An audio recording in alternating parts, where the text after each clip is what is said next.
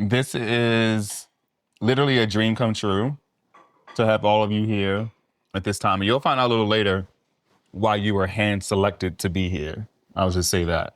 But this weekend at the lake for me is all about health and wellness and mindfulness and checking in with yourself again so you can be the best part of yourself. Again, you'll realize later why you were handpicked to be here. But for now, I just want to say cheers to a wonderful spread. I mean, it looks good to me. I don't know who cooked it all, but seriously. Thank y'all for taking the time out of your lives and all you had to do to make it work to be here. And I honor all of you and I love you and I appreciate you. So cheers to a wonderful dinner and lots of laughter, lots of conversation, lots of love, lots of things. All the things. All the things. Cheers. Cheers. Can we reach? Yeah.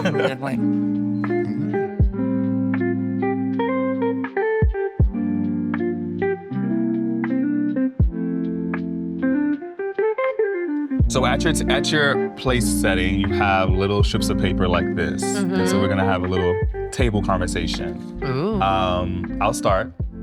And this one says, what do you love about yourself? Ooh, the many things. The many things. Okay, so this is interesting because I was just telling you, and you as well, when you come into 40, because that's what it is now. I don't even get it. When you said that, I don't. Yeah. Ooh. It's wonderful, I don't though, get which it. is a whole different conversation about That big moisturizer. coming into this new chapter in your life. I love my awareness for myself and for other people. Okay, so same question to all of you. You can answer however you want. What do you love about yourself, Jamie? What do I love about myself? So I would say my commitment to excellence and my creativity. I think one of the things that my mom has instilled in me is everything you do has to have a level of excellence. Yeah, for sure. So when I create things, whether it's a box or a package or something like that, it's just so important for me that it looks as special as possible, that person feels that. And so I would say that that's one thing I do love about myself is my commitment to that. That's awesome. It is. And she's so committed to it that she didn't even let me see my own design. So these boxes in the center of the table are from Lizzie Cakes. Jamie made these for us tonight. Amazing. Oh my God. Right. Cheers Wow. to you. Woo! Yeah. And I'm saying, Jamie, can I see the design? And she's like, no, you'll get it when you get it.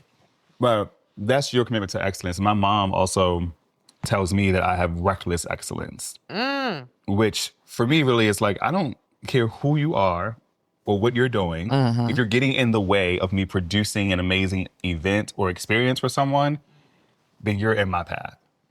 And so when I did their 35th wedding anniversary, it was very much so yes, he is our son, but he is very much so the event producer, and whatever he says, do That's it. it. Yeah. Don't talk to me. Don't talk to me. Don't get in the way. So it's reckless excellence for me, but excellence in the same way. Yeah. Because we're giving this product to people. Yeah. We want them to feel Yeah. warm and bubbly and amazing. And that's the thing, because it's really not about, if we're talking about this, it's not about the cake. It's not about the jar. It's not about the box. But it's about how you felt when you looked at it. You said it, yeah. And if you looked at that and you were like, oh my gosh, that means I did my job. Yep. And that's really all that's important, is that what I create makes you feel good. Yeah. I love that. Ooh. Amazing. I just want to say one thing. For many years, no one knew how old this young man was. Can I say that this is the first time that I've ever heard him say his age out loud? Yeah. No, seriously. It got to a point where I had to keep going back and say, okay, the cruise was his 30th. So I go to the year of the cruise to count what year we're in.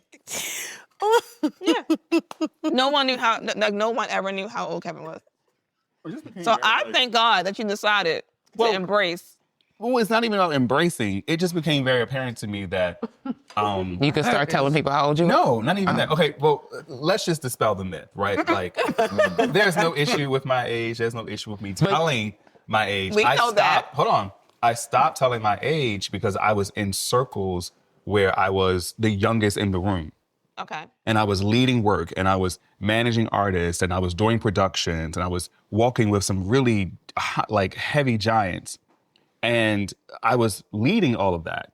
And I was young. And, you know, unfortunately, ageism is a thing where older people, when you're younger, don't really want to listen to you, don't want to take instruction from you. So I had to, like, make a decision to stop telling my age because, like, I need you to listen to whatever it is that I need you to do and take away my age and not allow my age to be a barrier for you taking instruction from me because you're older or you're more seasoned or whatever the case may be. So I said, well, I'll just stop telling it. And then it became this wonderful guessing game. Like on my birthday, I was going to dinner with my family and the Uber driver, I tell him it's my birthday. He's like, how old are you turning? I'm like, I'm turning 40. He's like, what? Yeah. And he turns around as he's driving, which I was like, you need to turn back around. But he turns couldn't around, believe it. and he's like, you look 25, like my age. And like, I mean, listen, black don't crack. God is good. You know, I drink my water, mind my business, and moisturize my skin. Hello. But at the end of the day, I'm so happy to be this age. Yeah, that's You know a what I mean? blessing. Like, It is a so happy to be blessing. this age. Because there's a lot of people who won't see this age or who are at this age and they are unhappy. They're not fulfilled. They're struggling, trying to figure out who they are and why they were sitting here. And I'm grateful that, like, at this age, in my big old age, I feel like I've been blessed and God has done so much for me and has allowed me to see and experience life in a way that I never even imagined I'd be able to. So it's like, yeah, I'm 40. You should know that this is what 40 can be for you. If you're younger, you should know that, like, at 40, this is what you can have. And it's not a comparison, because I think sometimes comparison messes us up, right? And that's why, like, I love this question, like, what do you love about yourself? Because it's about you. And sometimes we compare ourselves to other people and other situations, and then we forget about the magic that we have. Who else wants to respond to this question? Devin. We all like, What I love about myself, to be honest, now in this stage, I love that I'm now fully actually believing, not just being told, not recognizing, but believing that I have something to offer in general. Because I used to heavily consider myself, and not like in a pity type of way, but I used to consider myself damaged goods and how to navigate through that. Yeah. So cleaning that up and recognizing that generally, like in life, I actually have something to offer is like, it's simplistic, but it's very powerful. It's really groovy. It really is. It allows me to play, if you will. That's how I recognize it. Like in my mind, in my work, I get to play with what intention I want to give today. How do I want to take care? Because I have something to give. And they came to get it from me specifically. So friendship, community, like I'm at the table with amazing people. A lot of the times I used to like be whoa, I'm at the table with all these people, forgetting the first part of the sentence, you're at the table.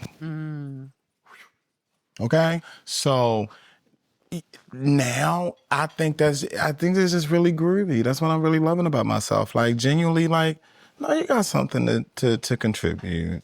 You know what I'm saying? You can have a seat at the table. You're in the room. You know what I'm saying? Sometimes you just gotta legitimately take a moment and like pat yourself on the back.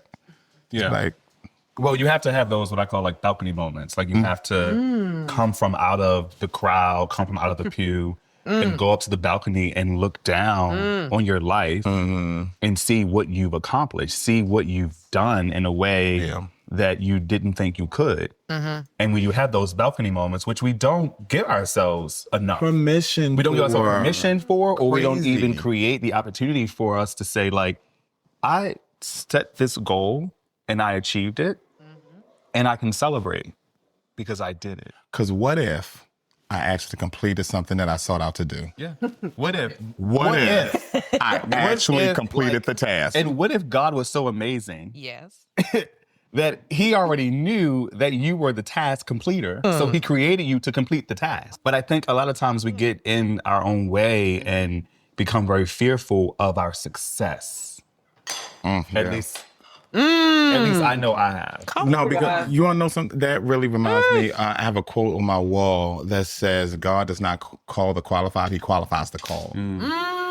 And it took me a minute, right? You know what I mean? To fully but it's like you said. What if this was your sign? Yeah. What if What I if? actually made you special, Dev? Brady, what about you? One of the things I enjoy about myself. Actually, one of my friends told me the other day, she was like, "You make me feel like I could do anything, girl." And my pastor told me one time too, like, "Girl, you make somebody feel like they can fly." And I was like, wow, like that's cool. I love like motivating people, making them feel like they can do it. Like if you tell me you want to do like half moon, which is a yoga pose on the moon, like let's figure it out. Let's get it done. Like I love motivating people to do what they're called to do.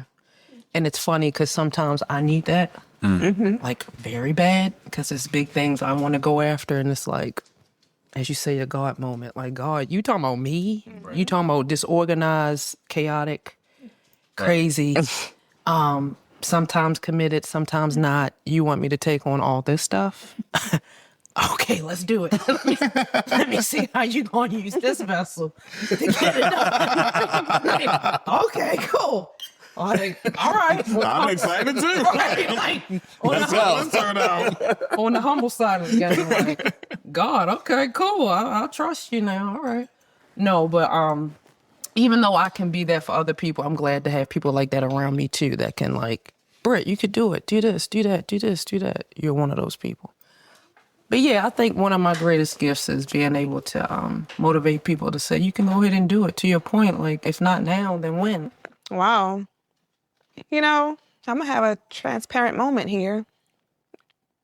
It's very easy for me to discuss other people, but it's a struggle to discuss myself. I know that I have a lot of great values and have a lot of great things that I offer. I know that I am a great person and I will do anything for anyone. But trying to pull out one thing about myself, that is a struggle. It's a struggle because there are so many things, or because you struggle with identifying what any of those things could be. I'm gonna go out on a limb and say it could be both. Like I can say work. Thoroughly enjoy my job. I know that I'm great at that. So I could say I love how I save lives every day. You know?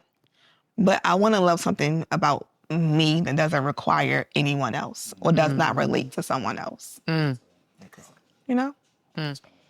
Everything that I contribute, I feel like it is the backbone, not the backbone, but it is the survival or surviving someone else. I'm helping someone else survive. But then myself is like she said, this unorganized. I feel like I am so put together for everyone else, but so dysfunctional for myself. But I love that you love yourself enough to know that you're not where you want to be. Like that's even, for me, like that's a sign of like, I can help everyone else and I can do whatever for other people. And I can't really call out that thing that I love about myself, but I know that there is something. I would probably go on a limb and say there's so many things that it's difficult to pick it out. Like, is the glass half full or is it half empty? Like, and I would say for you, like, just not that, just unsolicited. You know, it's like, you love you. That's why you give so much of yourself to other people, because you love you so much. And you can only give yourself away when you love yourself enough, because then you have the capacity to love others. You better shut up. Like that's so yeah. And I get what you're saying, because even for me, so and I think I was telling both of you that like this means a lot for me, because I can dream and execute this for so many people, and I rarely take the time to sit in these moments for myself. I'm normally behind the camera, project managing, running around doing something. And so to just settle myself in the idea that I can surround myself with people who are expressions of my spirit and my energy in the earth, and honor them, and sit around a table with gods, because that's who we are. We're little gods in the earth. And execute it. That's the love that we have. It's just for me, it's the love that we have for ourselves, and the way that we show up for ourselves, and we care for one another, and we support one another. It's not always going to be an immediate, like what you know, what you see. Sometimes it's what you feel and you do. That's what I feel for you. You love yourself deeply. Even when you don't love yourself, you still love yourself. Cheers to love. I love it. Okay, so all of y'all have papers at your table. So Go, Jamie. somebody go. What do you have? If you had a magic wand, what would you change? If I had a magic wand, what would I change? I think 2 major things. I wouldn't have lost my son, and my dad would still be here. Neither one of those feels fair. So, I mean, there's probably many other things I could change, but I think those 2 things would be the top of my list. I do wish my dad was here. I want him to see what he made. Oh, that's awesome. I just want him to see what he made. I walk like him. I'm starting to say things like him that used to wear my nerves out, but now makes sense, which is gross. Okay. I was over my brother's house. I just walked down the stairs and I saw him do that. And I was like, he said, yo, you just came down the stairs like daddy. I was like, I took it as a badge of honor, because this is like something I knew. Like, Right. you came down the stairs like daddy. You know what I mean? Like, pay attention to how your dad comes down the stairs. So, yeah, I do. I wish he could just be here. Just, just sit and just see what you made. That's it. If I had a magic wand, the one thing that I would change or bring back or change, I'm going to say change. I'm doing the work on it, but the work is so hard. And that would just be stability in my mind. It's a hard thing. I know that my mind is where my power is. And I know that's why the enemy attacked me there so much. Because I know that I am a creator. And I know that I am a creative person. So it's just wild that the attacks are so strong, but they are so strong in my mind. So I would change. I would just grant myself stability in my mind. And then my other thing would be to bring my dad back. That was my guy, my best friend.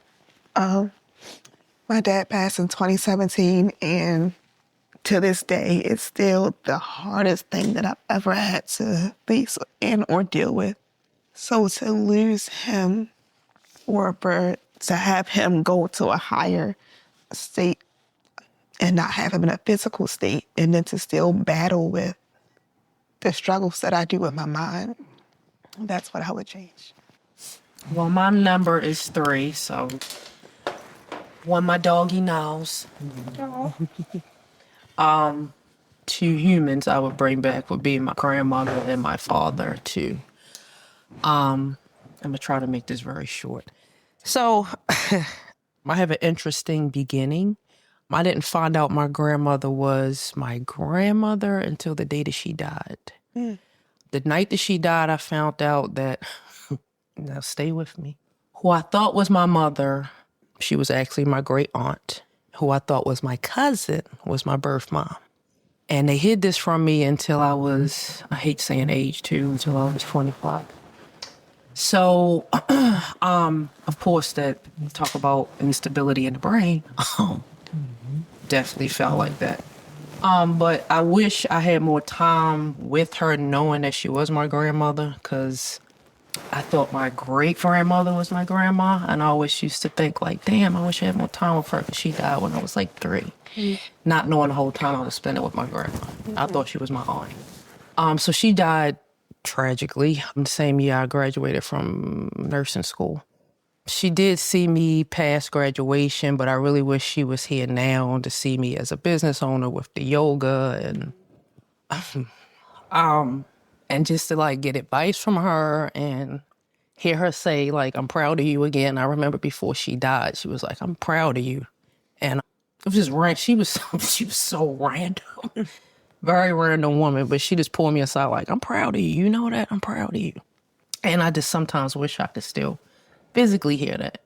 My father, transparent moment, he passed in 2021 unexpectedly. He had issues with addiction.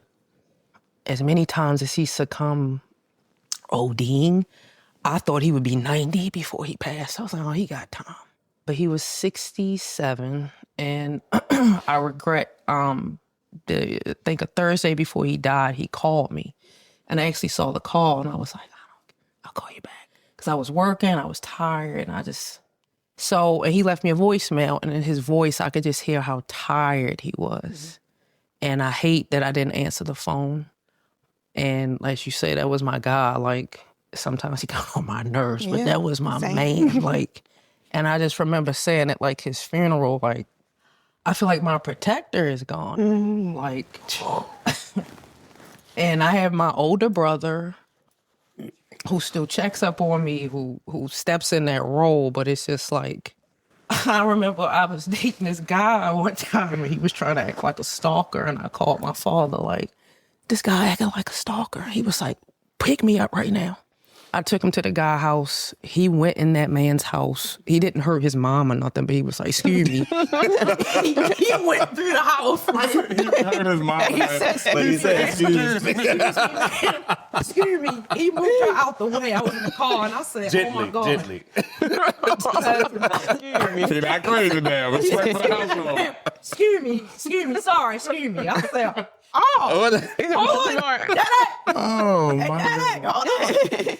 He wasn't in that house, and I thank God he wasn't, because he used to always say, I'll kill a brick for you. I'll kill a brick for you. My dad, same. And I always knew I could not, I had to call him when it was really real, not no paper cut, not no. When it's real, that's when you activate that dog. And I felt like I had to activate it in a moment. But and he was just so talented. I mean, you could take him out in the forest with a screw and literally confetti. You would have a metropolis in 6 months. Like, I wish that I really paid more attention. He was an excellent chess master. I wish I just sat at his feet more and honored his knowledge more. And I hate that I'm not saying I didn't honor his manhood, but his addiction just got away so much that it made me not hate him, but I just hated that it took a toll over his life, because he was such a talented man. And I just hated that got to him. And I just hope that he know that, like, I miss him every day and I love him so much. And the pastor told us one time that sometimes people have to pass because they done all they can do for you in this lifetime. And they got to go on the other side to help you. And I just kind of lean on that, because I really wish, I don't have kids yet. I jokingly say they're on layaway. I'm paying $1 a day. I'm paying $1 a day. I'm very expensive. And so are my children. And we need a daddy that can handle mommy and kids because I'm not working when they're here, so I don't know what to tell them. I'm only doing the yoga and serving him. We'll leave that there, and I'm the babies. That's my job. But I like to think that the kids are up there with their great grandma and their grandfather, because he loved kids. Oh my God, he loved kids so much. So I just wish he was here for that. But I know that they're here, so that's what I would bring back. Thank you for sharing that. Sorry, I was long. No, I think it's interesting. For a very long time, I was upset. And I had to conceal my anger, mainly frustration, but just anger. Because I didn't get it. And what got me was I'm the youngest. And I was pissed. I said, everybody got it but me. Everybody got it but me. So what the hell am I going to do? And no shade. I'm like, I love my brother. I'm like, I'm not following him. You know what I mean? I know what you mean.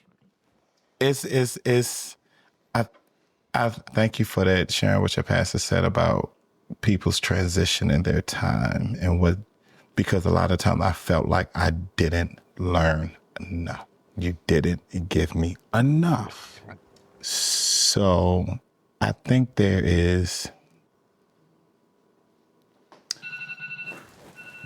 I think about what if you ain't needed?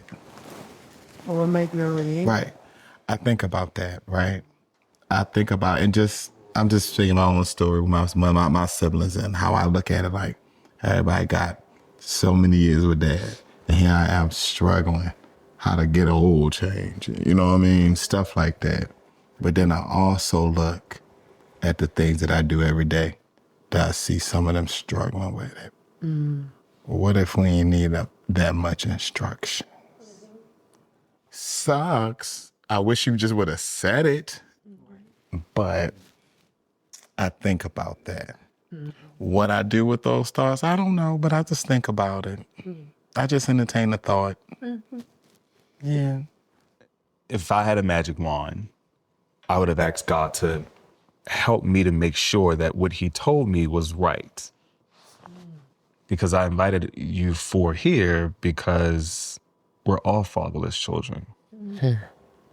And it became very apparent to me when I decided to go to the lake and just have just time with myself.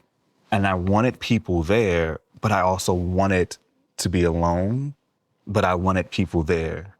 And y'all's names are the names that came to me. This whole weekend is about honoring our dads. That's what this is about. We're going into some tough seasons, holidays, all of that. And it's a trigger for some people. But I always said if I ever would have saw a podcast or any kind of like show, it's like, what would I talk about? And at this point, I realized that I get to talk about what I know. And I know grief. Yeah. I know grief. Grief and I have a relationship now. And I never thought I would date her. But she is holding me up because I'm brave enough to take her out. Like, I'm brave enough to open the door for her. I'm brave enough to sit down and eat with her. I'm brave enough to walk with her, sleep with her, talk to her. And in that grief, I get to my dad. I get to talk to him. I get to love him. I get to see him again. So I'm just so blessed that God orchestrated this moment in the way that he did, because he is my magic wand. And more than that, he's my savior. He's my redeemer. And this moment is for all of us. So I want you to open these boxes because there's a message in the box from your dad. Kevin. Your name is on it, so pick the one that has your name on it. The message that is on there is a message that my father told me, and Just feel it. in listening to all you all talk, it's very apparent to me that you need to know that as well. I have it tattooed here. My father told me this all the time. Never forget who you are.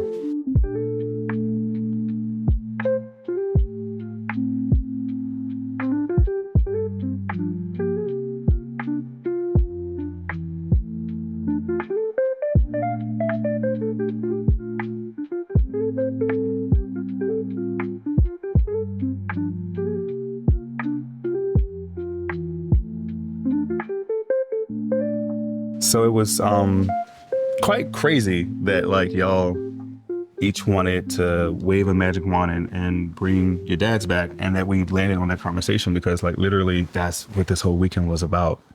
It was about an opportunity to let y'all know how grief has been to me, but also give you all space to grieve.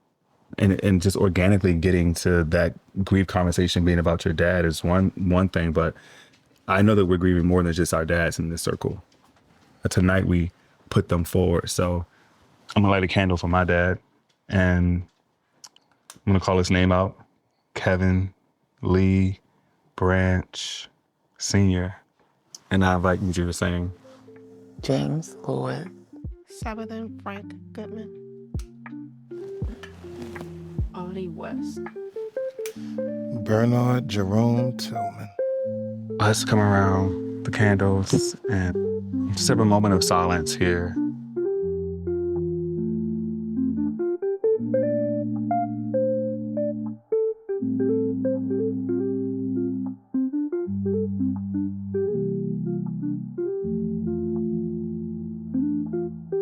And as you slowly come back to yourself and opening your eyes,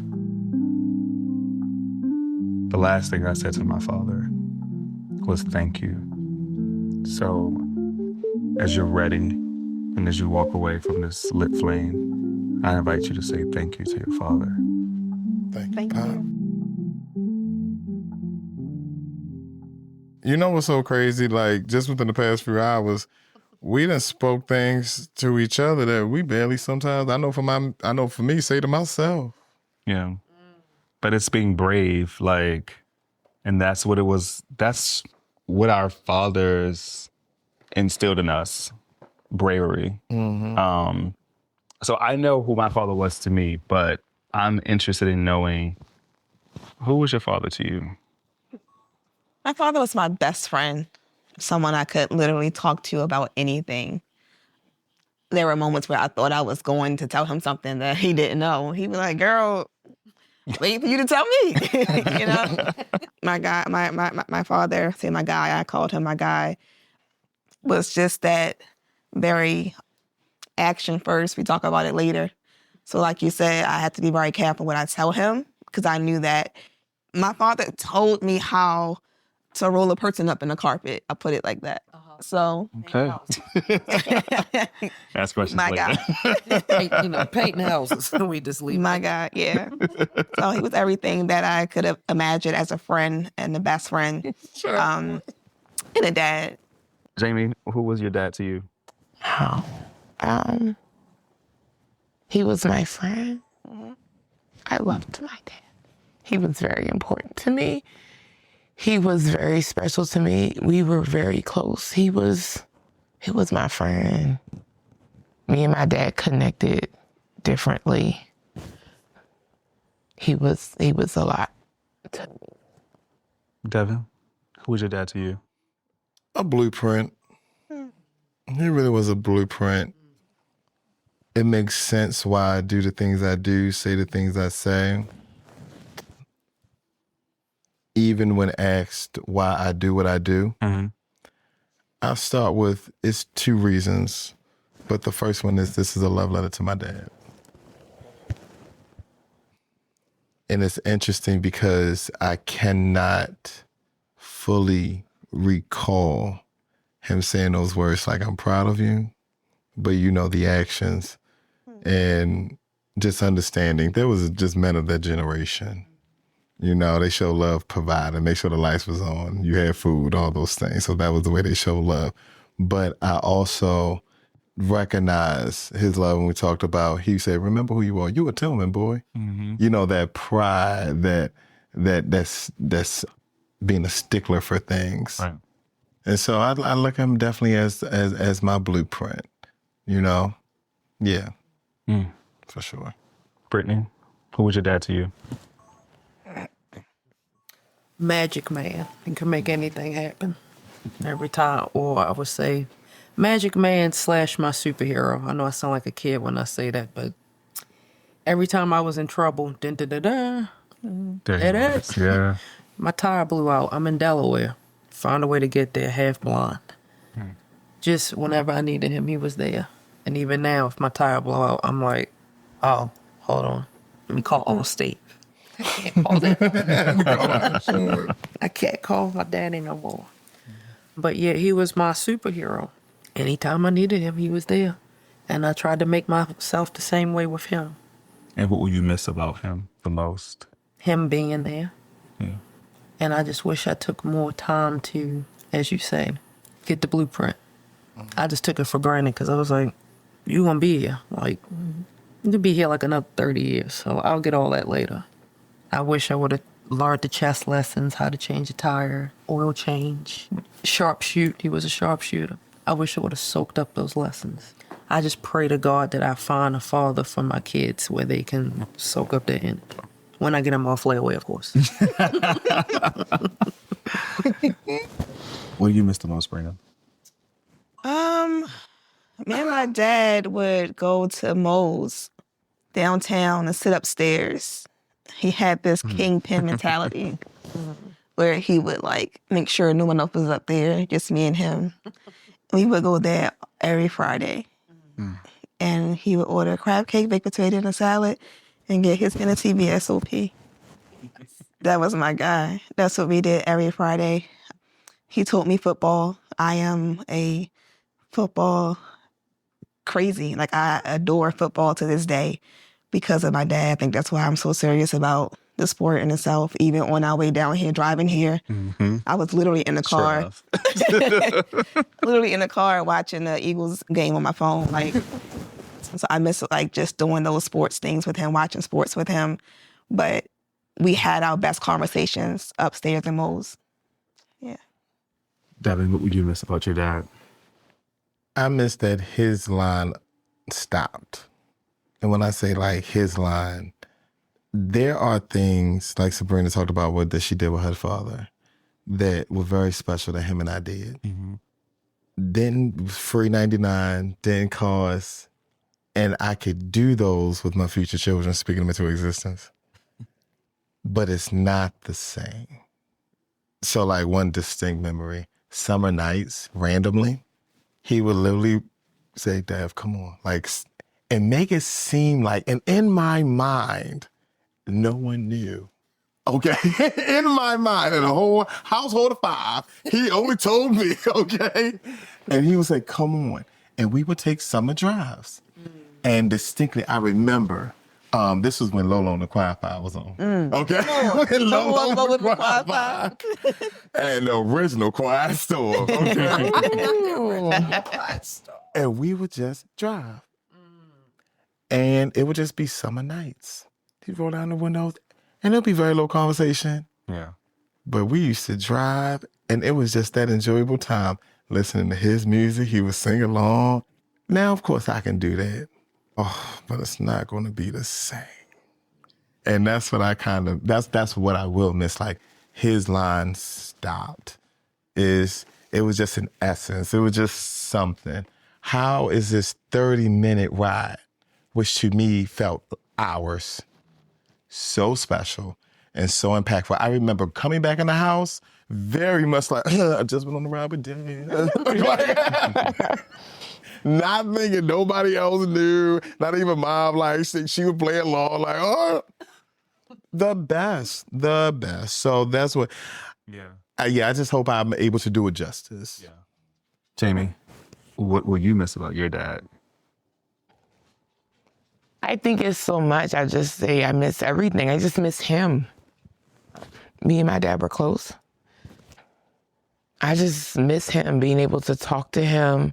He was very real with me, and that was something that I appreciated. I could talk to him about life or drinking or whatever, and he was real. And so I could relate to him. So I miss that. I miss that he like how he loved my nieces and nephews. I miss that part. He was a good man. Everybody loved my dad. That funeral, you was there. Yeah, I was there. Buddy. Everybody loved him. He was a very lovable man. And he is you've said this a lot tonight, that generation, that type of man, that caliber of man, the caliber of fathers that we had, you don't really get again. And I think for me, what I miss about my dad is all I had. All I had. And I didn't realize it until the service, how much of he was my dad. And my sister and I both agree, this was our dad. But he was dad and uncle and godfather and friend and brother and godbrother grandfather to so many who were in our family, but also outside of our family. And what I had, you don't always get. And not having it now is the worst feeling ever. Because you better make sure you did what you were supposed to do with the time you had. And that you don't have regrets and you don't feel that there's more to be done. But then there comes this moment with grief. And there's this quote that I've been living with. It says, grief is not here to take us hostage, but to instead reshape us in some fundamental way to help us become our mature selves, capable of living in the creative tension between grief and gratitude. And if I can figure out a way to be grateful in what I had, then it unlocks for me what I can give. Yeah. And it's something that is so hard to want to live with and hard to want to understand, but it's so real. And so I miss my dad. I miss my dad every day. And I don't know that I knew that this would be the reality, but sometimes this reality hits you so quickly that you don't even really get the time to think oh, my dad's gone. Yeah. He's not here anymore. Just those unforeseen moments. Yeah. When you least expect it to happen. I'm telling you. Because grief comes in waves, they say. Yeah. But, yeah. That's why I said, I couldn't explain it. And then I heard somebody say it and I was like, that's it. It comes in waves. I could be fine for a while.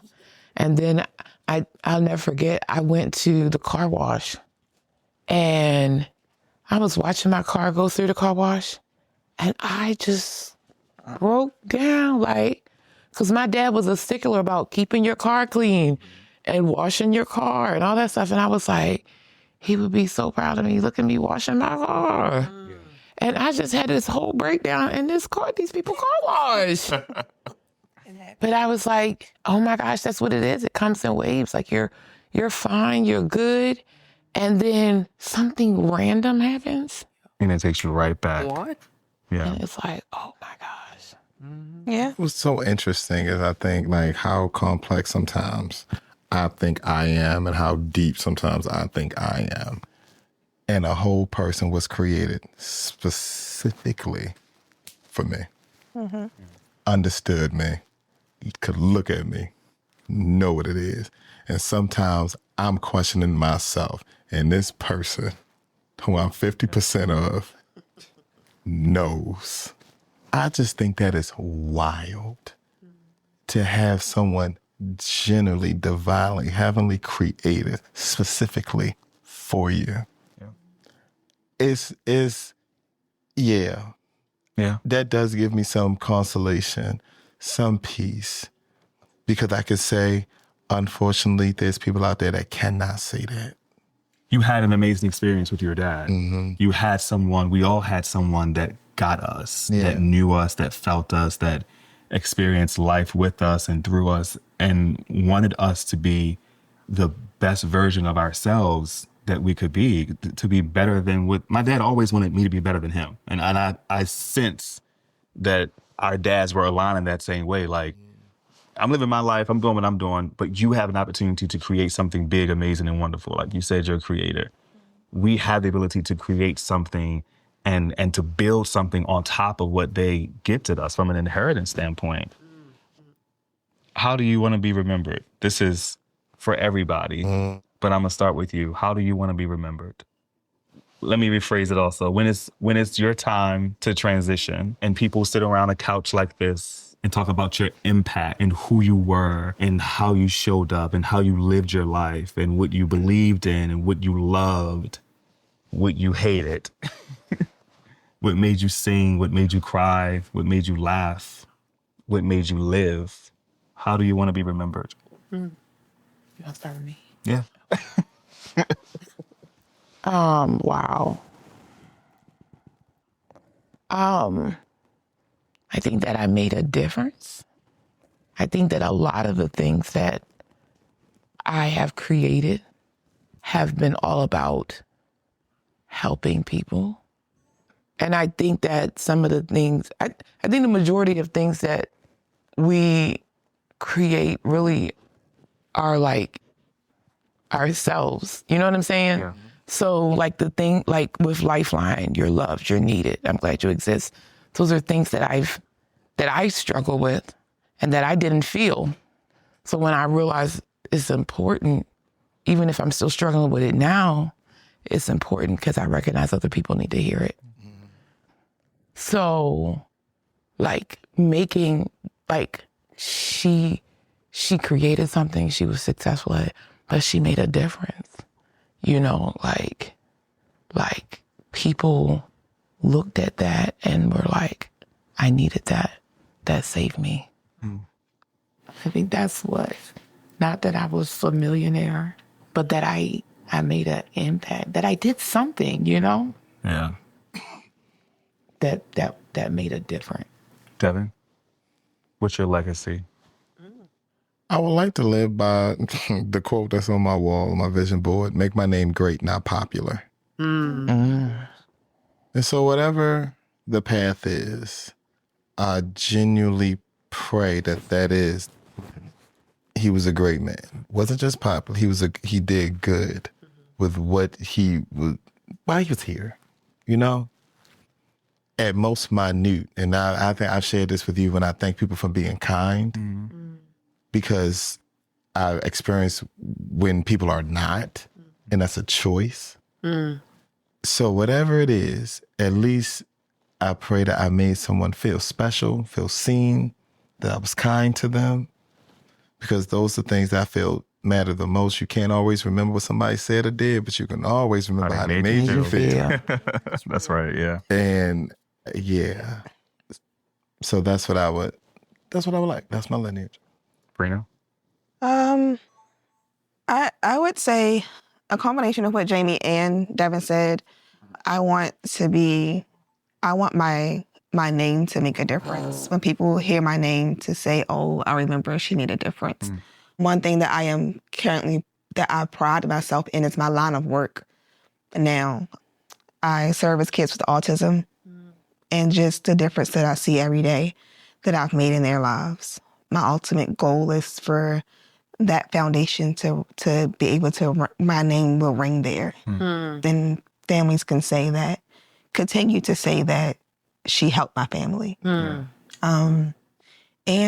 for all the other many great things that I'm already, known for. Hello? Why stop there? Come on now. That's just one place. Move your bang. Get why stop there? Like dressing, people have always looked at me for different things, for different reasons, for things that I never proclaimed myself to be great at. So to still have that same strength, for people to look at me for great reasons for it to be great and things I never even thought that I would be recognized for. So just to be great. Yeah. Britt? I'm going to piggyback off of something you said, Sabrina, because you do have a great fashion sense. Thank you. All day. What? You have the eye. Thank you. The eye, honey. I said, honey. Silk Give me that right pajamas. now. Right. As soon as you're done with it, thank you so much. I share that same mindset with you too. A lot of things I'm quote unquote not praised for, but given compliments for, I never thought I would be. Beauty or dressing, things like that. Like I just never thought that I would be that girl. And not to like pump myself up, but I really did not think that as a kid. I will say spiritually I did see it, but the physical side of me, I was like, hell no. And even sometimes now I'll have dreams of myself in the spirit realm, not to go super deep into that, but I just still think that can't be you. I'm a huge giver. I really prayed, like how I called in $10 million donation when you said it's 11/11. Of course, I want to, 1% of that, want to boss out, praise him. But I really have a desire, like, to help people. Like, I really have a heart for people. With my yoga business, like I said, I am challenged by, like, depression and anxiety. And my business is tailored for that, among other things. A lot of people come into my studio frazzled. Like how me and you, Devin, we said we had like a moment today. I love seeing people not coming in like that, but like transforming and feeling like better. And I'm not saying it's all me. God, no. Like, it's God using me. But I feel so honored that he would choose me, even though I still deal with that. Like, massively.